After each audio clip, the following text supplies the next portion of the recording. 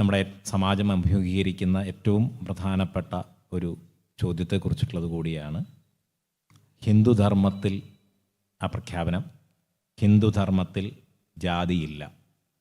നിലവിൽ ജാതിയുടെ പേരിലുള്ള വേർതിരിവുകൾ സനാതനധർമ്മ വിശ്വാസ സൃഷ്ടിയല്ല എന്നതിനാൽ നാം ഹിന്ദു ആചരിക്കുന്ന ജാതീയമായതിനെയെല്ലാം തള്ളിപ്പറയുന്നു, തള്ളിക്കളയുന്നു. ഹിന്ദുവിനോടുള്ള ചില ചോദ്യങ്ങളും ഉത്തരങ്ങളും നമ്മൾ പലപ്പോഴും നമ്മുടെ കുട്ടികളൊക്കെ അഭിമുഖീകരിക്കുന്നൊരു കാര്യമാണ്. ചോദ്യം 1, നീ വിശ്വസിക്കുന്ന ഈശ്വരൻ ആര് എന്നുള്ള ചോദ്യം. നമ്മൾ ഈശ്വരനായി കാണുന്നത്, നേരത്തെ പറഞ്ഞു, ദേവതകൾ, പല ഊർജ്ജനിലകളെ നമ്മൾ ദേവതകളായും ഒക്കെ സ്വീകരിക്കുമ്പോൾ ഈശ്വരനായി നമ്മൾ കാണുന്നത് നമ്മുടെ പ്രപഞ്ചബോധത്തെയാണ്. അതാണ് സനാതനധർമ്മവും തന്നെ.